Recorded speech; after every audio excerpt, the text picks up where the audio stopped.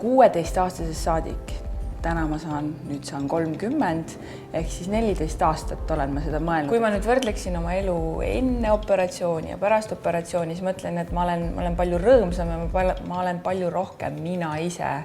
Et kui mul enne oli 16-aastasest saadik siin kuklas istus väike selline hääl, kes mõtles, et mu keha võiks rohkem proportsioonis olla, siis ma olen selle väikese hääle nii-öelda välja visanud, et elimineerinud.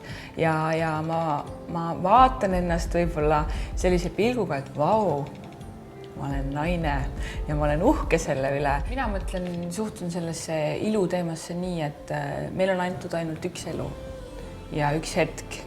Ja kui sa täna päriselt ise tunned seda soovi, et sa saad iseenda jaoks mingi operatsiooniga oma elu paremaks teha, siis see tuleb lihtsalt ära teha.